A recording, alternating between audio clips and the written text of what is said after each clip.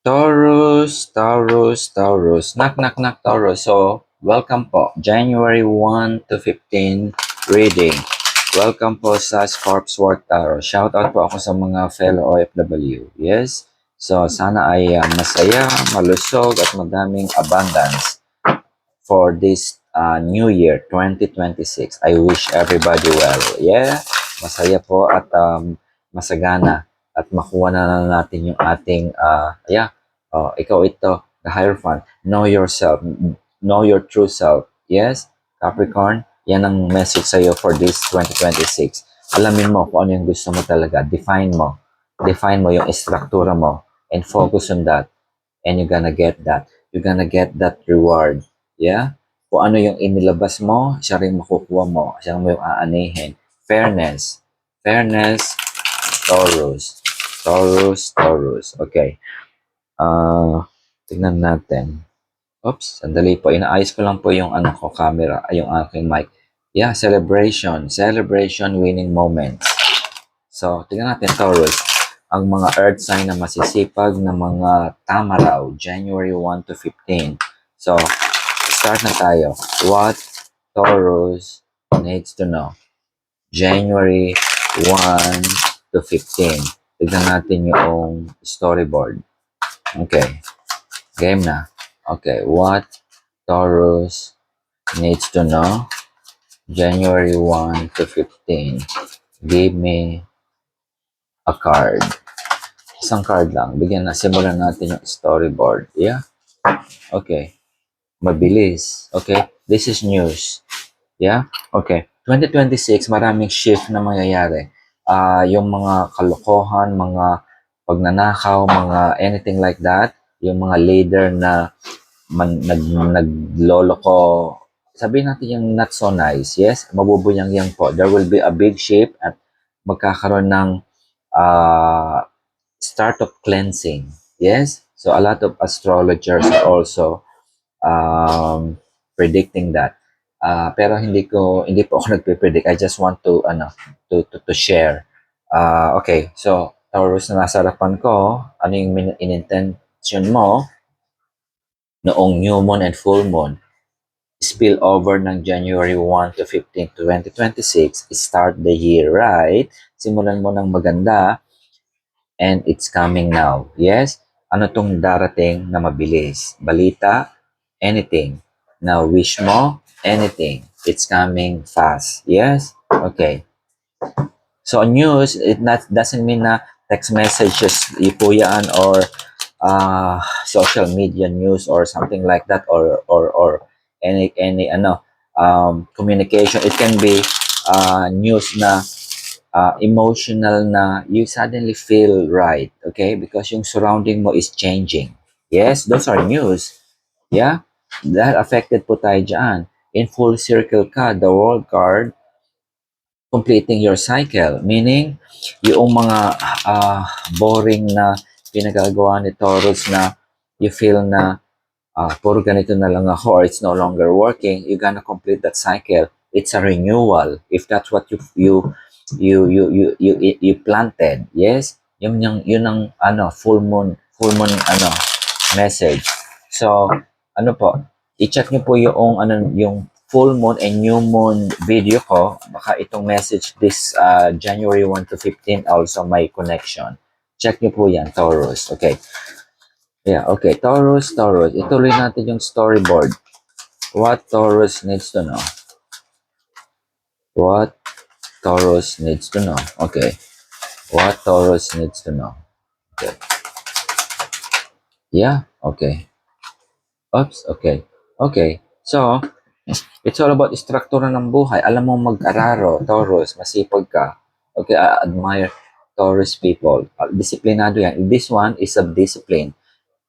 So, sinasabi dito na medyo nababagalan ka sa sitwasyon.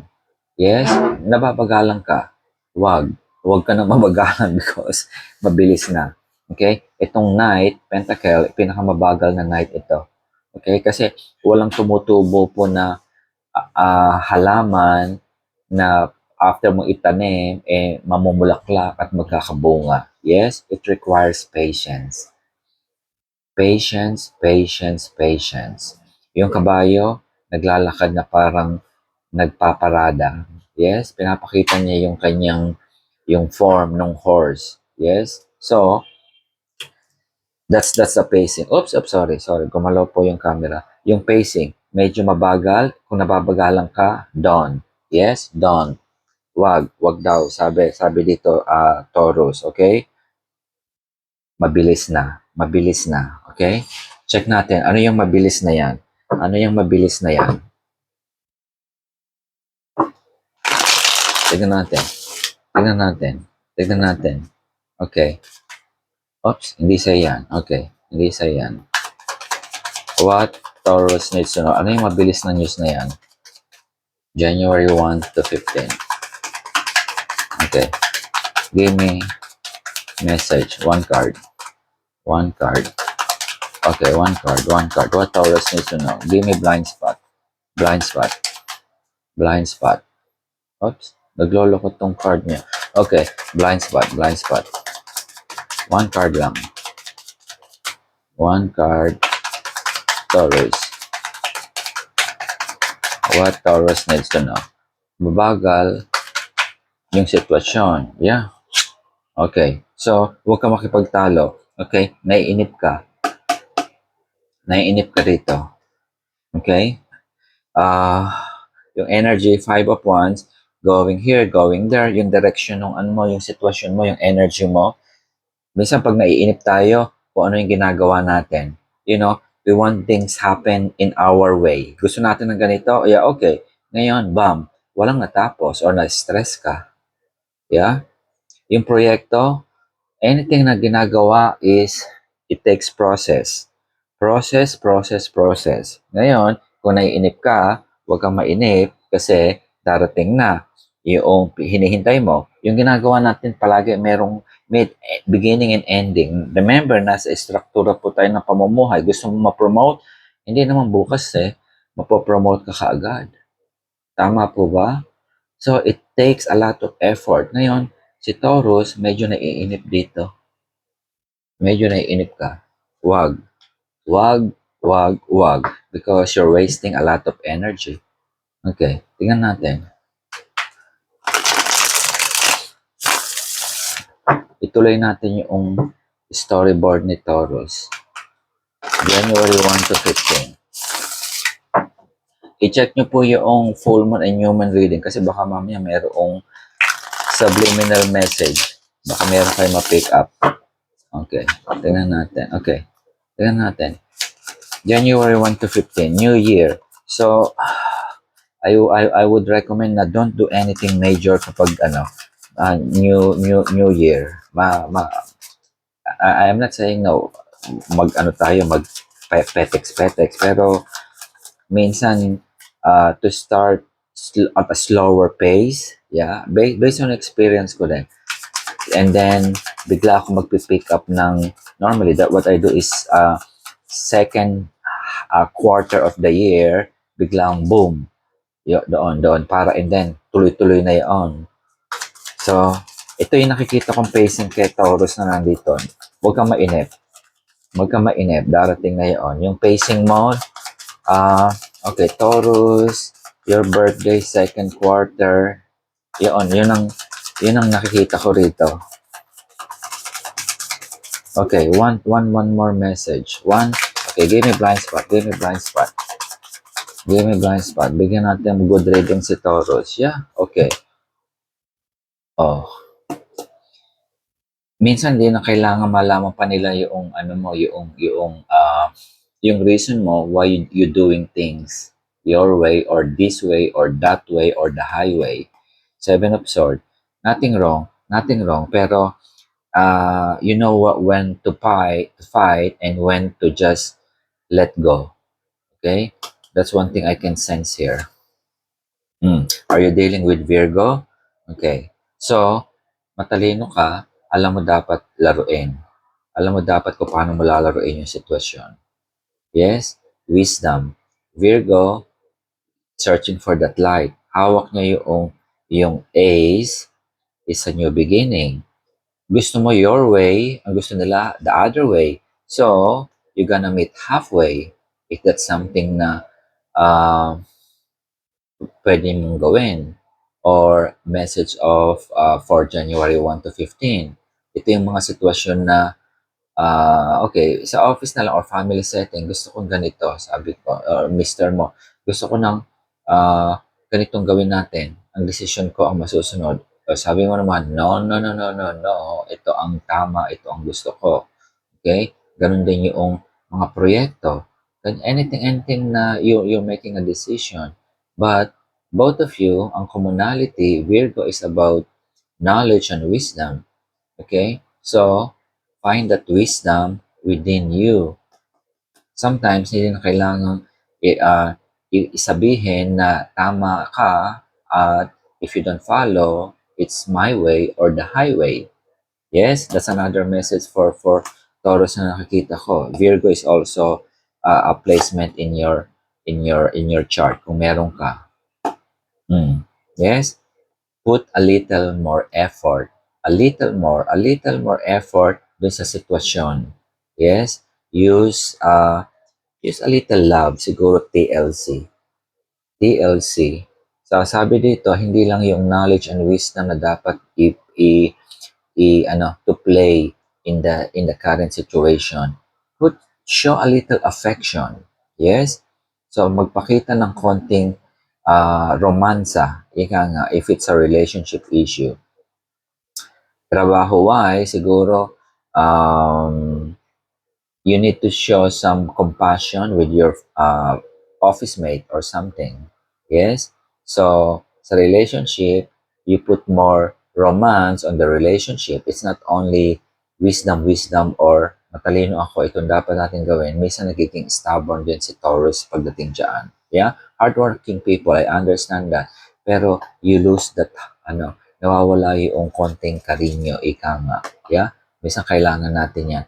That's the water element. Yes? So, hindi lang yung puro nasa isip, kung na matalino ka, or yung kaalaman, kundi dagdagan mo ng konting connection na gawin natin ito kasi makakabuti sa ito at hindi ka na mapapagod. You know, those kind of things, those are small 10 TLC, ika nga. So, that's also one message of Taurus for January 1 to 15. You are fighting here. Palagi kang you want to prove a point. Minsan, hindi na kailangan. Yes? Save your energy dun sa sitwasyon na dapat paggamitan ng pagod because kailangan mo ng patience, and nothing, ito yung tipo na, alam mo yung mga teacher, lalo kapag matitigas yung mga ulo ng estudyante. Yeah, okay. Nandiyan yung may mga news na kung nakikita na minsan mga loko din yung mga guro ng inaano yung mga estudyante, nananakit, nagtetret, meron din mga kabasto, wag na natin pong pag-usapan yun. Okay? So, iba yung kaalaman ng bata, iba yung talento niya. So, ikaw yung mas matalino at nakakaunawa, and then, you don't do things na negative, na pakakainin mo ng ipis, or, those kind of things. So, that requires patience. That requires hindi lang knowledge, kung hindi respeto din. Yes? So, the dynamic setting nitong Taurus na nasa harapan ko, siguro sasabihin ko is more on the balance. Ngayon, yung hinihintay mong balita, kasi yung dynamics na ito, there's a situation na you are trying to fix. This is a challenge also. Challenging ito. You're looking for that ultimate result na you will be komportable sa sitwasyon na it will be on your favor. Tama po ba? Kaya ka nakikipagtalo dito Kaya ka nakikipagtalo at palagi mo pinuprove sa sarili mo na tama ka or ganito ang dapat natin gawin. Yes? So, you're looking for that recognition. You're looking for that, balita or na maramdaman mo na winning moments. Nothing wrong, okay?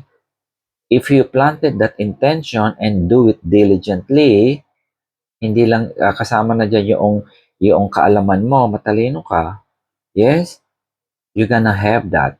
That's what the universe is telling you, you're gonna have that by January 1 to 15. Bigyan ko ng timeline ito.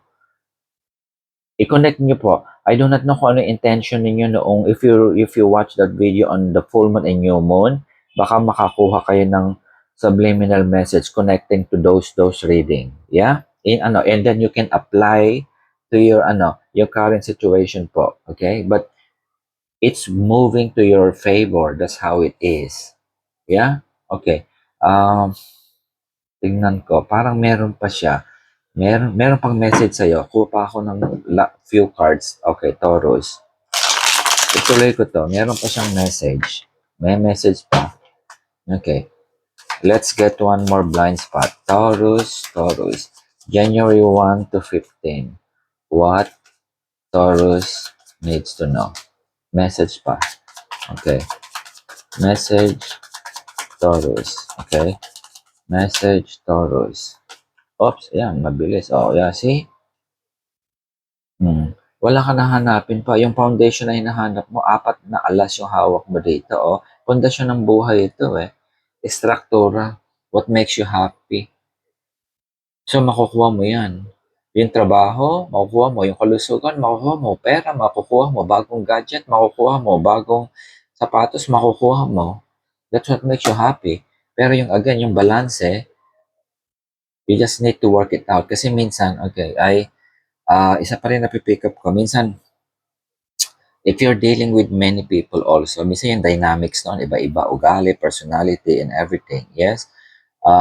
So, kaya ko nakita ko na sabi ko, lagyan mo ng konting karinyo. Minsan, halimbawa, sa deals, makukuha mo yun sa hindi sa pagkahanginan or mas matalino ako or gagamitan mo sila ng kaalaman mo, minsan hindi nakukuha yun sa maganda at malamig at malumanay na pananalita. Okay? Feathers, I can see feathers. Yung feather, malambot na lumilipad sa hangin. Pag hinipan mo, pupunta roon. Ano ba bang pwede ko mabigay na meaning about that? Okay? So, yung pagiging softness or yung pagiging mga karinyo, minsan, that's how you win. That's how you win the battle. Okay? Minsan kailangan yun. That's how you win. Hindi sa matalino ka or mas mataas ang position ko o may pinag-aralan ako or mas mayaman ako or mas magandang kotse ko o mas pogi ako o mas maganda ako. Minsan ayaw ng ibang tao na nahahanginan yung iba. Mas makuha mo yan by being meek and just simple gesture of respect or carinyo in a simple way. That's the form of happiness that you're gonna get. This is winning moments also. 4 of Wands. Okay. So, yeah, hindi ko na itutuloy itong kasi tignan niyo po yung hindi ko na dadagdagan ng card. Tignan niyo yung full moon and new moon reading. Baka meron kayong makuhang subliminal message. Okay, one card. One additional card, Moon Oracle for our Taurus friend. One lang. Okay. So, January 1 to 15. So, this is a good way to start New Year po. January 1 to 15. January 1 to 15. One Moon Oracle. Taurus story. Isa lang. Oops. Isa lang. Oh, okay. Oh, frog daw yung palaka. Frog Prince. Oh, sabi dito, Taurus, the path has been cleared for you to make a change that previously seemed unachievable. Yeah? Kaya ka nakikipagtalo kasi nagdududa ka na, hindi ko yata matuturuan itong mga tao to dahil titimang-timang. Yung mga ganun tipo ito. Yeah? So, ayun yung hermit. Alam ko you have that wisdom and you sometimes hindi minsan it's not working out. Pero ngayon, sabi ko sa'yo, ito yun clear na yung passage. Yung palaka sila sabi, oy, Taurus, tumino ka, darating na yung hinihintay mo. So, magpasensya ka muna. Knight of Pentacles, pinakamabagal yan. hindi nakukuha sa madalian po yung pagtubo ng bulaklak kapag tinanim mo last week. Yeah? Kaya ka nakikipagtalo kasi naiinip ka. Anything na mainip si Taurus, diyan nagiinit ang ulo. Okay? Daanin mo sa lambing. Sabi ng palaka, Taurus, yung Page of Cups, okay? Simple mag-isip yung bata. Kapag gusto niyang pagkain, naglalambing lang siya. So, ipagluluto siya ng nanay niya ng fried chicken. Yeah? O fried fish. Yeah, that's all love offer. Yes, maliit. Pero sometimes that small step is very powerful. So, i-claim mo. And then that's how you're gonna win the battle. You're gonna win you're gonna fulfill your happiness. So, ano pa ang inihintay mo? So, magpapakape si Taurus. Yeah, okay. So, yes. So, January 1 to 15 po. So, shout out po ako sa mga fellow OFW. Ingat po tayo. Kung makaresonate, yeah, thumbs up. Kung hindi po, next time. So, see you again next week.